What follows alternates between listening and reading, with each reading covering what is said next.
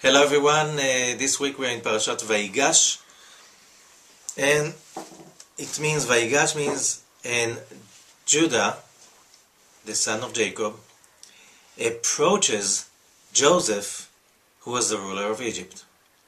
However, the word VaYigash has a deep meaning in Hebrew because it's coming from not from the source of approaching, but the source of colliding. What does that mean? So, just to complete the story, last week's reading, Parashat VaYiketz, Joseph is becoming the ruler of Egypt. There's a famine all around the world. Jacob is sending his sons to Egypt to bring food. He sent them with money to buy food. Joseph is waiting for them. And when they come to Egypt, they are being brought to Joseph. He does not tell them he's Joseph. He's the ruler of Egypt. A shrewd and rude ruler. And he blames them for spying. And I have no idea. What have they done to get that treatment? However, he gets from them that Jacob is still alive. And Benjamin, his brother from the same mother, Rachel, the only brother from his mother Rachel, is still with his father. So finally he sends them back to Canaan, back home, with the food, with one condition: do not see me unless you bring Benjamin with me. They come back after a long time when they have no food anymore. Jacob sends Benjamin, although he's so much afraid because he already lost Joseph. Jacob is sending Benjamin, and Judah is giving his guarantee in this world and in the upper world that he's going to bring Benjamin back.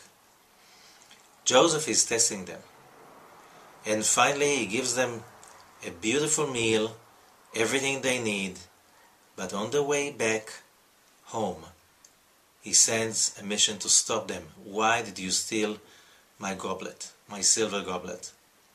Their answer is, we did not steal your goblet. If you find one of us that stole the goblet, he is going to be your slave. He's going to be killed, and all of us are going to be your slaves forever. Joseph is wise. They are not so wise in this case.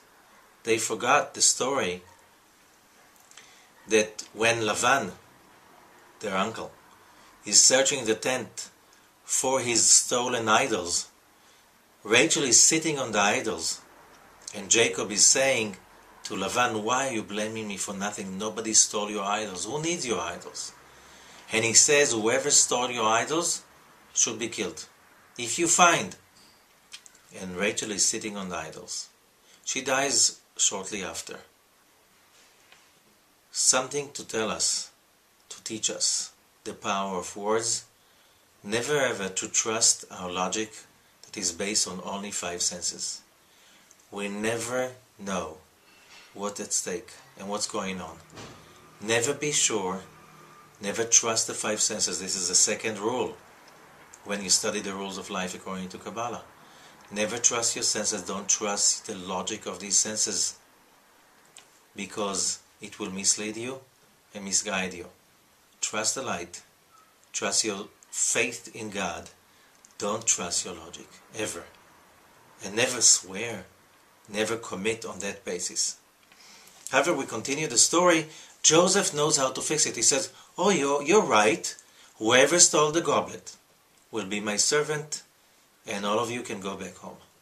He fixes whatever they said foolishly to show the power of words.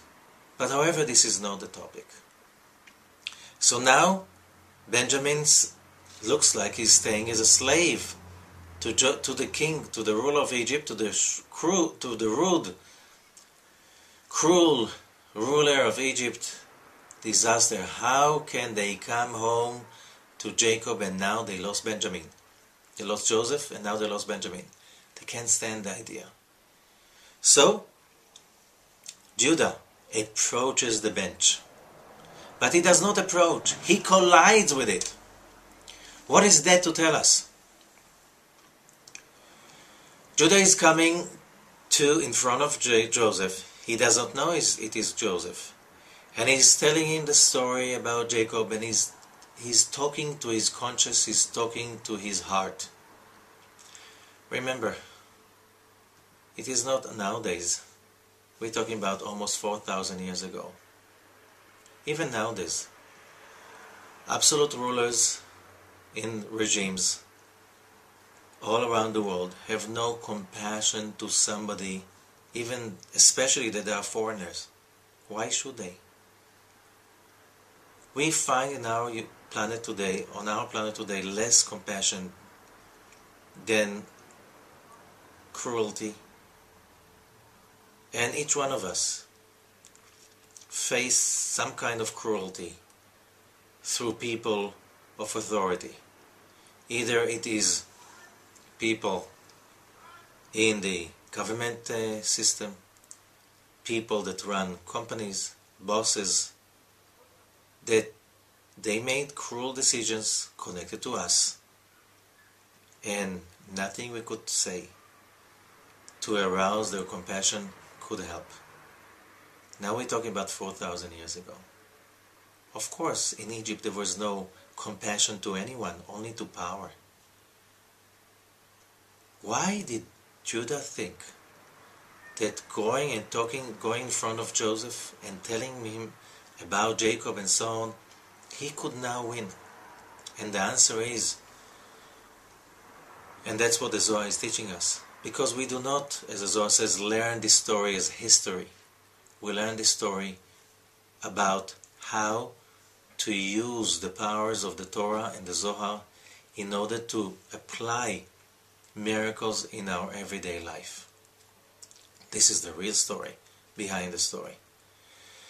And Judah is showing us that when you come from the right place, from a place that is totally connected to the light, it doesn't matter what you're going to say. You can say nonsense.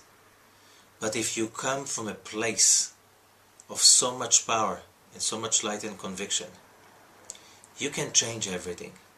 And look, in this story, he's going to lose Benjamin, and who knows what he's going to experience by that. He's not ready for that. What was the result?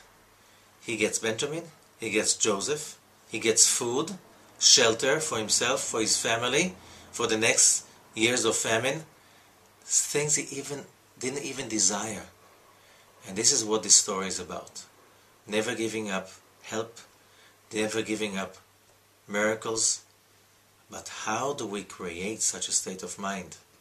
How do we create that collision? What is this collision that we are talking about? With the light, with the upper worlds? That we have to go and study. So go to the site, listen to the classes, and learn, and apply. Because we all should arrive to a place that we can connect to miracles every day. To go up and above and beyond whatever we can imagine, because that's what's waiting for us. Have a great week.